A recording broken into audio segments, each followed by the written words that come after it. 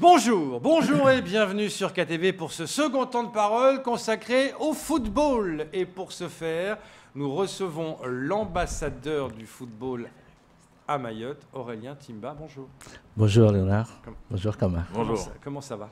Oui, je rends grâce à Dieu, ça va. C'est sport pour arriver ce matin ici. C'était un peu compliqué. Et je profite d'ailleurs pour aussi adresser mes vives salutations à Monsieur le ministre, à Monsieur le préfet et à toutes ces autorités qui ont la charge au quotidien de nous conduire. C'est pas toujours chose facile.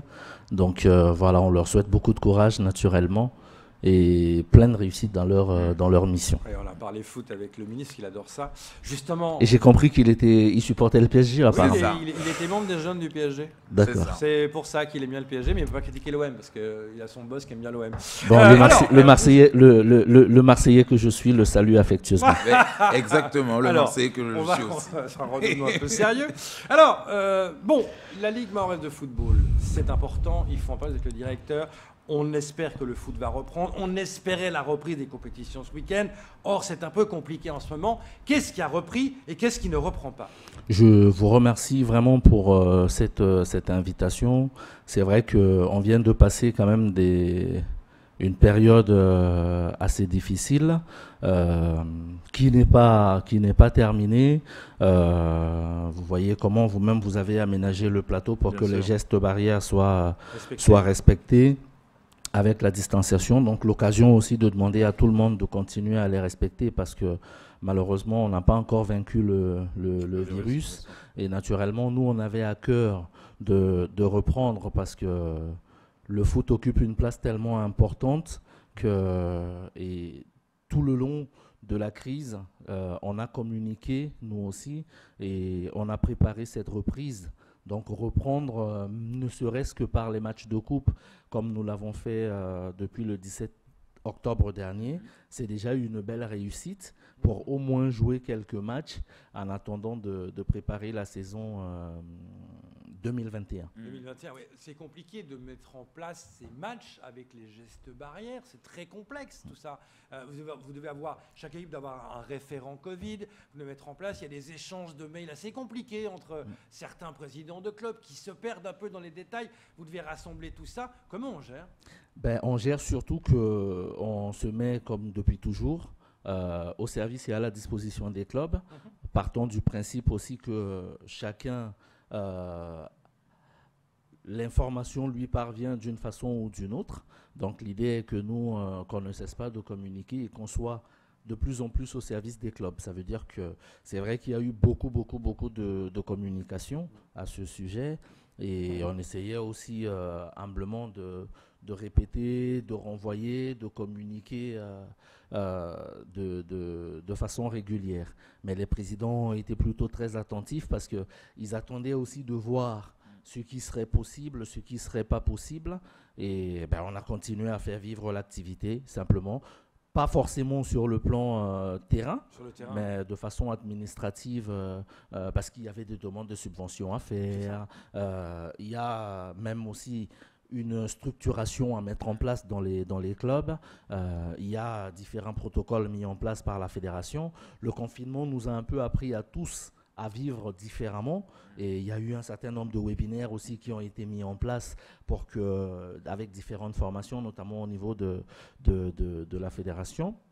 Nos clubs ils pouvaient d'ailleurs suivre, que ce soit le 21 là, un webinaire au niveau de l'UEFA, ce qui est quand même, naturellement, il fallait s'inscrire, ce qui est quand même assez intéressant. Donc on a fait du football d'une autre manière, mais aujourd'hui, on est aussi assez satisfait de retourner sur le terrain. Alors effectivement, c'est compliqué de respecter les gestes barrières, surtout au vu de nos structures d'accueil, mais là aussi, on fait confiance au civisme des uns et des autres qui travaillent au quotidien parce que ce n'est pas qu'une histoire de football, c'est une histoire qui est plus qu'internationale avec ce virus et on doit tous avoir à cœur de protéger se protéger les uns et les autres.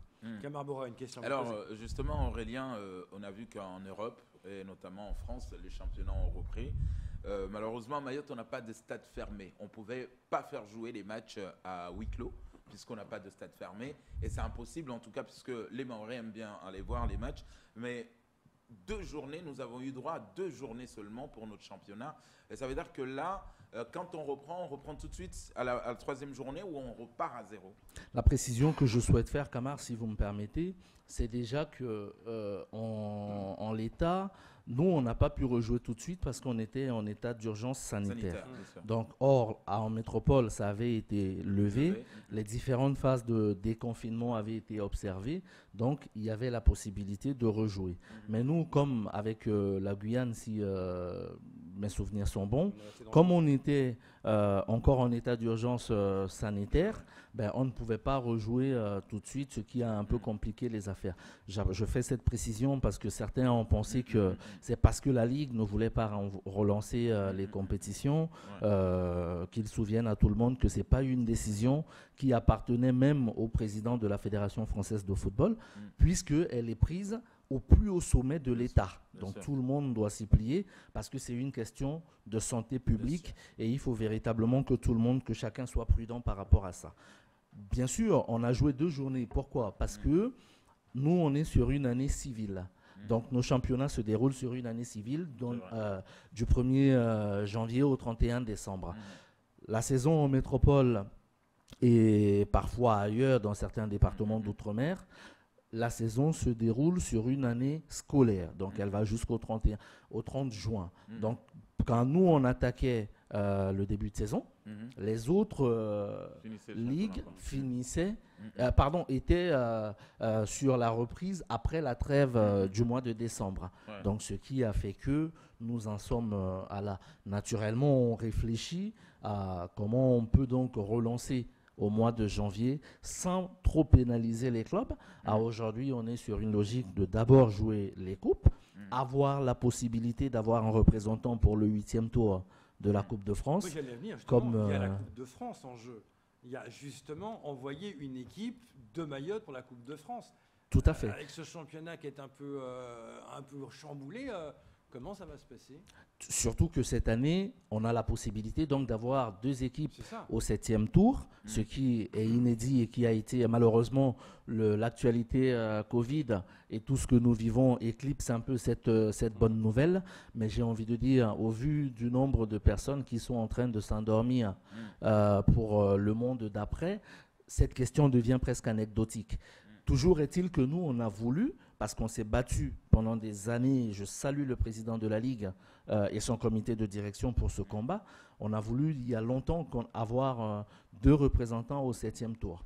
Donc il n'était pas question que cette année on y passe à côté. Attention, je reste très mesuré, ça veut dire que personne ne sait comment la situation sanitaire va évoluer. Nous aujourd'hui, l'idée c'est qu'on puisse faire les compétitions et avoir un représentant pour le 8e tour. Si d'aventure la compétition est maintenue et que les conditions sanitaires permettent, Mayotte aura naturellement, comme les autres, un représentant au 8e tour, ce qui peut aussi aménager la saison sportive des clubs, parce qu'il y a aussi, en plus d'une manne financière, il y a également une reconnaissance sportive importante. Donc voilà, on a tous à y gagner. Il y a aussi de l'argent en jeu, vous l'avez dit. Quand même, cette manne financière est importante. On ne peut pas passer à côté de ça. Malheureusement, non. Ça peut nous aider au vu aussi, et c'est pour ça que là aussi, il y a eu un fonds de solidarité qui a été mis en place. Et nous précisons aussi que ce fonds de solidarité, ce n'est pas uniquement la fédération, c'est la fédération et la Ligue qui permettent donc d'avoir ce fonds de solidarité à raison de 10 € par licencié. Certains diront que c'est peut-être pas assez, mais c'est déjà un geste significatif pour accompagner les clubs, les soutenir dans ce moment difficile. Et puis il y a d'autres dispositifs qui ont été mis en place, notamment pour les clubs qui ont moins de 100 licenciés, pour leur permettre d'avoir des ballons. Et on voit aussi que toute l'année, il y a un accompagnement qui est fait. Ce que vous dites, parce qu'il y a certains clubs justement qui se plaignent en disant « moi je suis un petit club ». Et je passe après un gros club. Il y a certains clubs qui ont le sentiment d'être traités différemment par rapport au premier ou au deuxième. Vous savez, Léonard, dans ma mission au quotidien avec la grâce de Dieu, j'essaye de traiter tout le monde à égal. il n'y a aucun club qui va vous dire que parce qu'il est petit, selon lui, il a envoyé par exemple un mail et le directeur de la Ligue ne lui a pas répondu. C'est archi faux. Ça veut dire que c'est un débat, malheureusement, où il faut peut-être qu'on évolue et qu'on se considère simplement comme des clubs de foot. Petits, pas petits, ce sont des clubs de foot et ils doivent avoir tout le respect et la considération de l'instance qui dirige le football. Je suis flatté avec ce que vous avez dit tout à l'heure en disant on reçoit l'ambassadeur du football à Mayotte. C'est flatteur. Ça veut donc dire que, et pour la petite histoire, j'ai un petit frère qui est ambassadeur, et ça veut dire que l'ambassade ne peut pas être contre ses ressortissants. Ça veut dire qu'on a une mission importante de service public, bien qu'étant une association loi 1901. Il faut vraiment que tout le monde sache que nous sommes au service des clubs et pas l'inverse. Donc, on va les traiter tous de la même manière. Aurélien, parlons un peu de nos jeunes. On le sait très bien qu'aujourd'hui, beaucoup de jeunes, notamment quelques clubs qui ont aussi des écoles de foot pour entraîner nos jeunes. Nos jeunes, ça fait un petit moment qu'ils n'ont pas regagné en tout cas la pelouse. Est-ce que là aussi, ça va couper un peu la motivation ou même, on va dire, le niveau que commençaient à avoir certains jeunes, notamment les moins de 5 ans ou les moins de 10 ans? Je dirais qu'il y aura forcément un impact, mais tout en me disant aussi que nous avons la possibilité de rattraper un peu tous ces niveaux, parce que, je le dis encore, mais personnellement, j'y ai perdu beaucoup de proches et de très très proches avec ce virus. Donc, je sais de quoi je parle et vraiment, il faut que nous soyons tous prudents parce que nous ne l'avons, ou du moins, ceux qui ont la charge de trouver les solutions n'ont pas encore vaincu ce virus et il faut qu'on les accompagne parce que c'est de nous d'abord qu'il s'agit. Et quand je dis ça, les jeunes ont la possibilité de reprendre. Il vaut mieux peut-être prendre, on dit souvent il faut reculer pour mieux sauter. Là, ça se justifie encore plus. Il vaut mieux prendre un peu de temps et repartir sur de bonnes bases. Nous, on a totalement confiance en nos éducateurs qui font un travail exceptionnel sur le terrain. Ça veut dire qu'à l'issue de la crise, ils vont aussi trouver les ressources nécessaires pour encadrer ce public et également permettre à ce que nos jeunes puissent continuer à progresser. Donc concrètement, parce que là le temps passe, le championnat, on ne sait pas quand il va reprendre. Le championnat pour la saison 2020 est arrêté. Il est arrêté parce qu'à cause du Covid, est-ce qu'il va reprendre ou est-ce que définitivement on dit stop, on va démarrer sur un nouveau? Tout à fait. Donc là, on est dans la logique. On finit la saison 2020 sur les matchs de coupe. Et là aussi, parce qu'on entend quand même un ou deux clubs qui disent oui, mais la Ligue n'écoute pas les clubs. Non. La Ligue, et on a fait le choix d'avoir une communication assez large et transparente, en y mettant d'ailleurs aussi quelques amis médias, donc vous-même, et en disant, on a fait un sondage. Messieurs les présidents, que souhaitez-vous? On a la possibilité aujourd'hui, si d'ailleurs on a lancé le sondage avant la levée de l'état d'urgence sanitaire, en disant si d'aventure on a la possibilité de jouer, que proposez-vous? Le sondage que nous avons rendu accessible à tous avec les propositions de chaque club, parce que là aussi on a dit non, on ne dira pas, on a analysé 90% on dit ceci. On a tracé tout ce qu'ont rendu les clubs et majoritairement ils voulaient reprendre uniquement par les matchs de coupe pour terminer la saison. Le comité de direction qui est à leur écoute a appliqué la décision conformément à leurs attentes.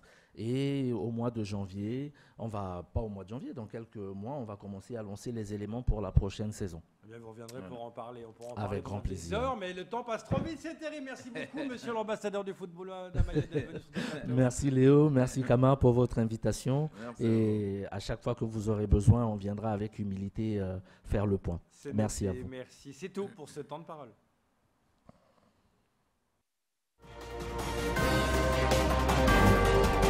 Thank you.